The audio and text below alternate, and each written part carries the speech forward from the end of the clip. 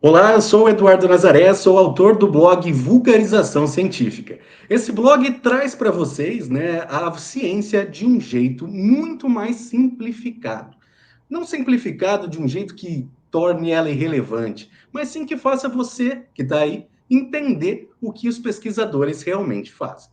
Hoje eu trago um assunto aqui, que depois da pandemia de Covid-19, as pessoas ficam assustadas quando a gente fala em qualquer micro-organismo que pode trazer alguma patologia, alguma doença, para ser mais claro.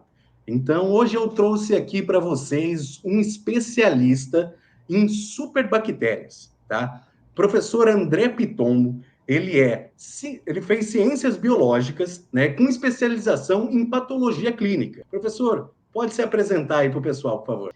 Obrigado pelo convite, Eduardo. Como você disse, eu sou pesquisador, microbiologista, sou professor aqui da Universidade de Ribeirão Preto, da UNAEP, oriento alunos de mestrado, doutorado e também alunos de pós-doutorado por 3 programas de pós-graduação, que é a biotecnologia, odontologia e tecnologia ambiental. E dou aula também na graduação dos cursos de fisioterapia e odontologia, tudo trabalhando com bactérias. Vamos lá, professor, fala para mim, por que superbactérias? Essas bactérias, elas têm algum superpoder, é isso?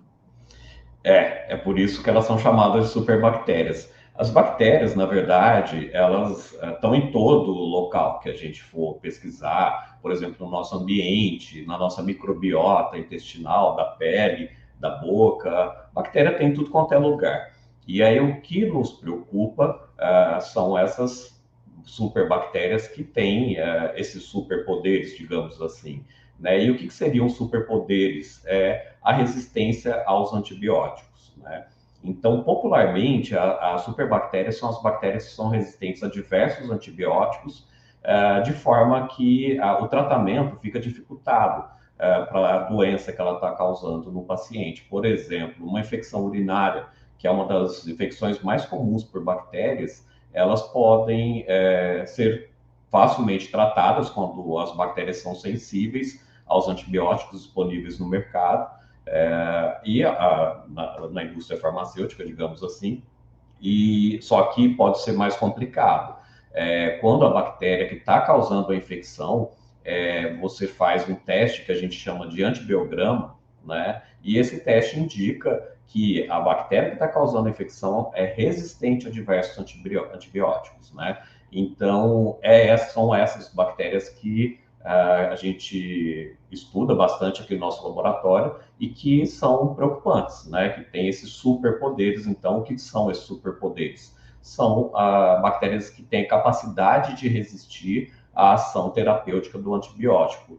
Por exemplo, existem umas enzimas chamadas beta-lactamases, né?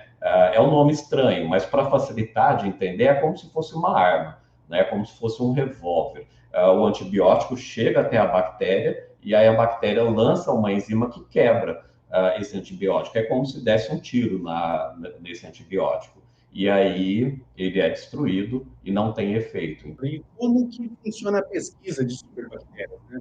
A gente vai atrás, vai a campo procurá-las, né? Ou vê uma patologia num paciente onde ele não tem uma melhora durante um bom tempo com o uso tradicional dos antibióticos que já existem, né? Como que faz? Como que pesquisa? Como que descobre essa superbactéria? O mais comum é pesquisa dentro de bactérias que circulam, que causam doenças dentro de um hospital, que é o local mais comum de bactérias multiresistentes. Por quê? Porque é o local onde tem maior quantidade de pacientes internados e maior quantidade de uso de antibióticos, né? Que a gente chama de pressão seletiva. Ou seja, você está lá fazendo uso do antibiótico para combater a infecção, e as bactérias que são resistentes acabam prevalecendo.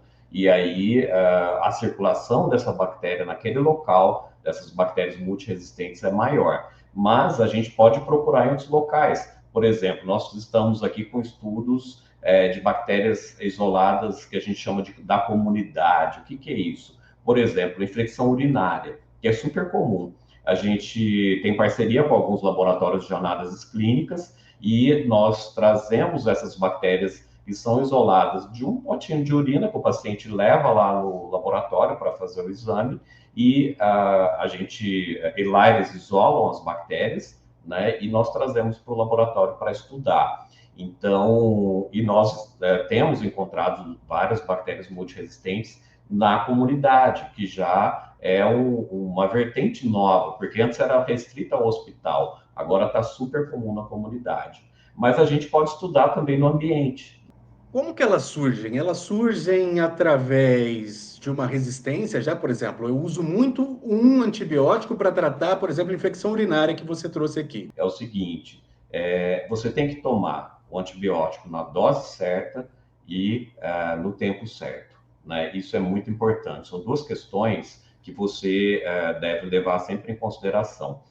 Um exemplo, eu falo para os alunos, olha, você está com uma dor de garganta, né, com uma infecção respiratória, no trato respiratório, causada por uma bactéria. E aí o que acontece? Você começa a tomar um antibiótico, muitas vezes comprado sem receita, que a gente sabe que não pode, por isso que é controlado hoje os antibióticos têm receita retida justamente para não ter um uso indiscriminado, mas muitas pessoas ainda conseguem comprar por um mercado que não é convencional.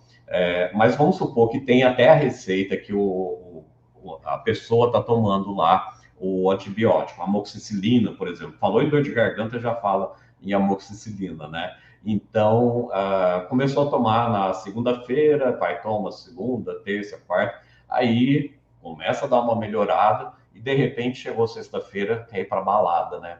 E aí fala, olha, eu quero tomar uma cerveja, alguma coisa, vou parar de tomar porque eu já estou me sentindo bem. Mas a dose do antibiótico ainda deveria continuar, né? E a pessoa interrompe. E aí o que acontece? Ela vai lá na balada, toma a cervejinha dela, tudo, e aí no domingo ela acorda com aquela ressaca e a dor de garganta pegando, né? E aí, o que acontece? A pessoa volta a tomar um antibiótico e nesse meio tempo que ela ficou sem tomar o antibiótico, o que aconteceu? As bactérias que estavam ainda, sobreviveram ao tratamento, que não tinham finalizado ainda, que tem um gene de resistência, começa a trocar esse gene entre as outras bactérias que estão lá causando a infecção, que estão no local. Então, as bactérias meio que conversam entre si, elas não são tão bobinhas quanto a gente pensa, né? E aí existem diversas formas de trocar genes de resistência, uma delas, por exemplo, através de um pedacinho de DNA que a gente chama de plasmídio. E aí a bactéria passa, a que tem esse plasmídio duplica esse pedacinho de DNA e passa para outra bactéria que não tinha. E aí essa bactéria passa a ser resistente ao antibiótico. E isso é muito rápido. Para você ter ideia, uma bactéria dessas que causam infecções no nosso corpo, ela faz uma nova célula a cada 20 minutos. Então, se você ficou 2 dias sem tomar um antibiótico e essas bactérias que têm esses genes de resistência vão fazendo novas células a cada 20 minutos, dá para entender a rapidez que isso acontece, né? Então, não adianta mais voltar a tomar um antibiótico, porque a população de bactérias que está causando essa doença ali, essa infecção, ou a dor de garganta, no caso, já tomou conta. Você aí em casa que está tomando antibiótico da maneira errada, está indo para a balada, como o professor disse, e parando de tomar o antibiótico, você está criando essa bactéria super poderosa aí, né? Infelizmente, cada vez mais a gente precisa de medicamentos mais fortes e alguns medicamentos ainda que nem existem, né? Então, esse é o grande problema da gente não seguir as recomendações médicas, né? E não conseguir combater as bactérias quando elas ainda não possuem os seus superpoderes. Então, professor, muito obrigado aí pela entrevista, muito obrigado por esclarecer algumas coisas para a gente, trazer como essas superbactérias elas aparecem, né, no organismo ou no ambiente, como você trouxe, e só agradeço aí a sua disponibilidade de trazer um pouco do seu conhecimento para a gente. Obrigado, professor. Eu que agradeço, foi um prazer estar aqui com você e bater esse papo. Obrigado. Então, você que não quer perder nada do Vulgarização Científica, nos siga nas redes sociais, no YouTube, no Instagram e também lá no nosso blog. Você não perde nada do que vai ser publicado daqui para frente.